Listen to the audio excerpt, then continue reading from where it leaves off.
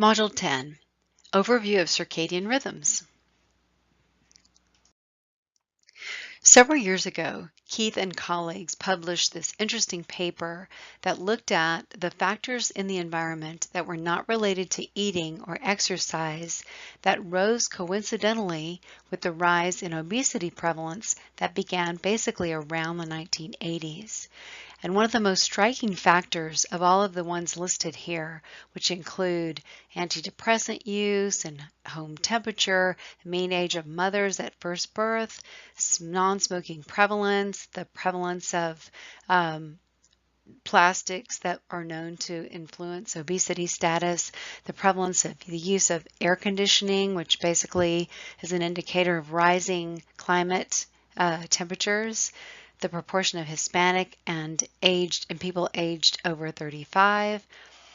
One of the most dramatic factors is the time spent awake, which went from a little over 15 and a half hours in the 1960s to over 17 hours, meaning less than 7 hours of sleep on average for people now in the year 2000.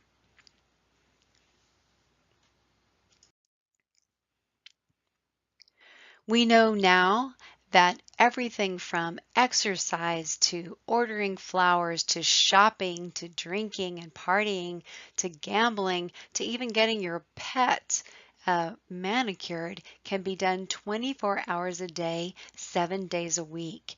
And we really live in this 24/7 environment that is impacting our health in a significant way. Shift work is defined as work performed outside of normal daytime hours, and it's frequently observed in service industries and other kinds of businesses, including clinics and hospitals and other kinds of industries that require there be service available 24/7. About 70 to 24% of the workforce in the U.S. is working right now in irregular schedules. Shift work schedules interfere with normal timing of activities. As you can see in the figures below, a normal day work schedule has a day filled with work and exercise and other activities, and a nighttime that's mostly taken up with sleep. Whereas a night shift schedule, part of the daytime is spent sleeping, but of course those other activities of life have to be carried out as well. And the nighttime, rather than being reserved for rest, is actually used for working.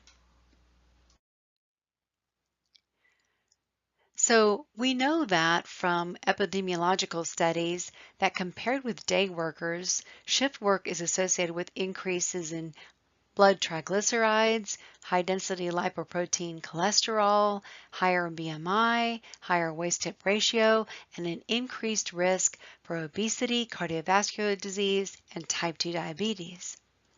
We also know that compared to getting extended sleep or sufficient sleep, restricted sleep of less than 4 hours is associated with elevated 24-hour glucose and insulin, elevated ghrelin to leptin ratio, which is indicative of increased hunger, increased risk for type 2 diabetes, and increased risk for obesity.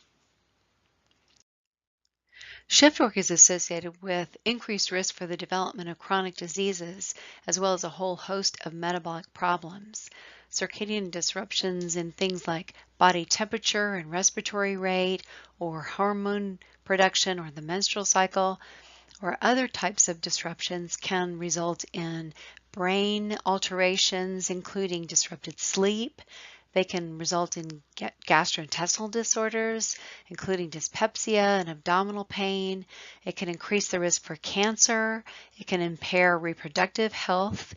It can increase the risk for cardiovascular diseases of many types, and it has a huge impact on mental health. It is also associated with a high economic cost due to the number of factors that can be disrupted when circadian rhythms are disrupted.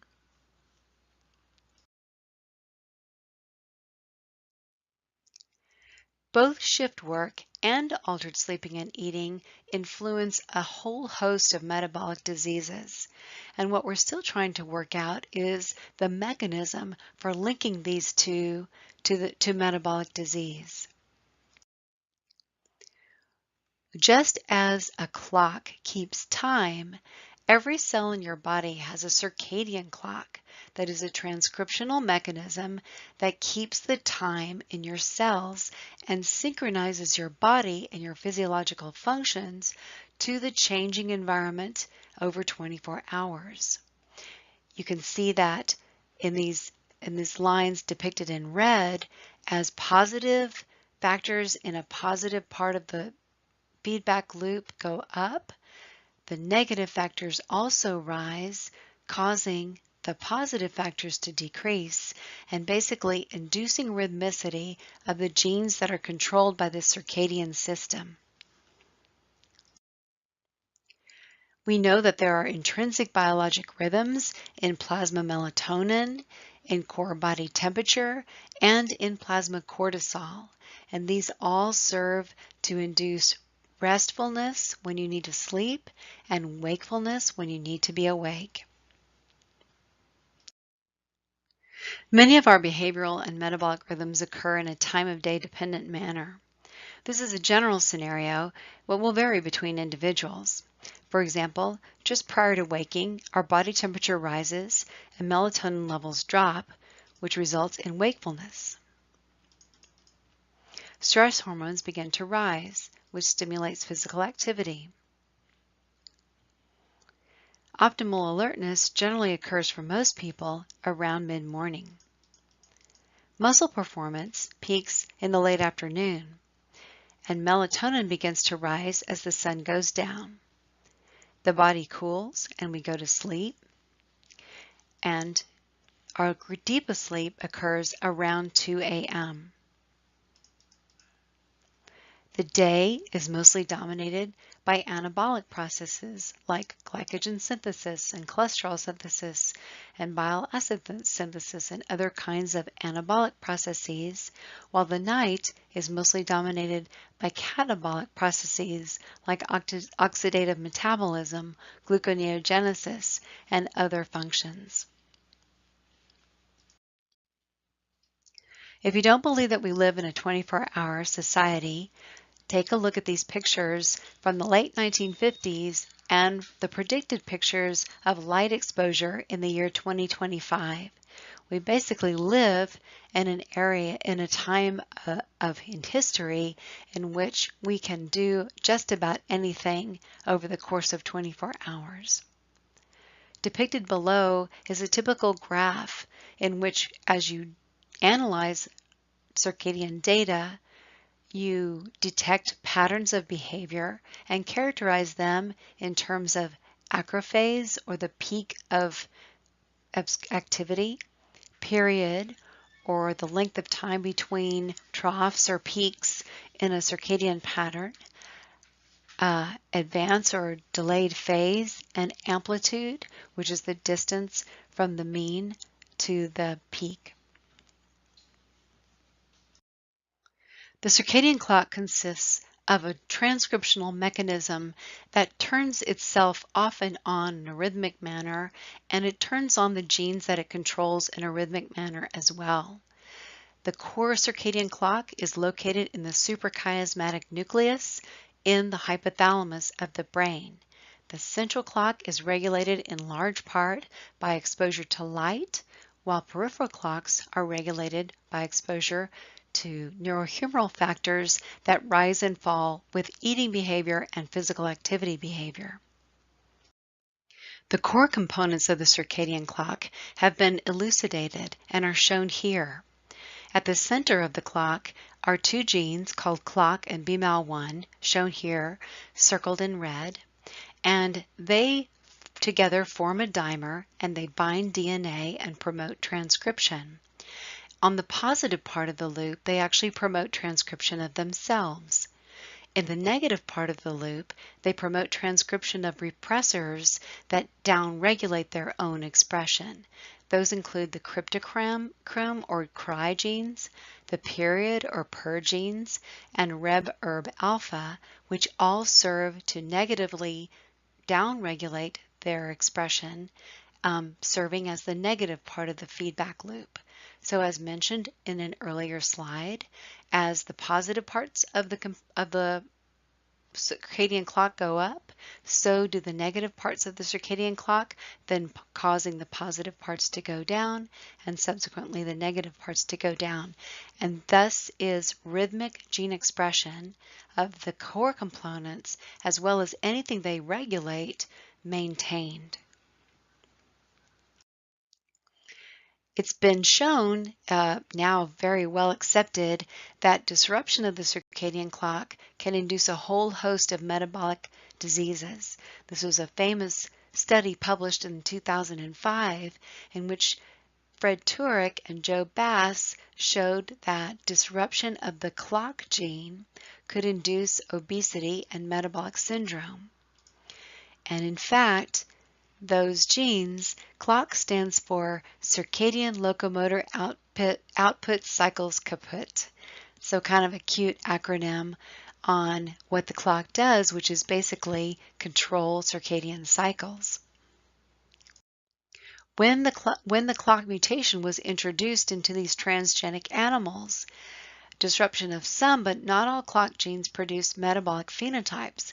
Clock mutants demonstrate hyperlipidemia, hyperleptinemia, hyperglycemia, and hypoinsulinemia, and they have altered plasma lipid profiles. Global knockouts basically disrupt eating and sleeping behavior, which results in obesity and consequent metabolic diseases. Alternatively, and interestingly, BMAL1 knockouts have about half the lifespan of a wild-type animal, and they have a rate of aging that is greatly accelerated. They have alternate will-running behavior compared to their wild-type counterparts, and by 18 weeks, the BMAL1 knockouts have lost a significant amount of fat, muscle, and bone mass, and exhibit organ shrinkage, hair loss, and cataracts in one or both eyes, characteristic of advanced aging. They have higher tissue concentrations of harmful reactive oxygen species and very, very much the kind of alternate complement of the clock knockout, which gets older and fatter. This animal has advanced aging and gets leaner as it ages.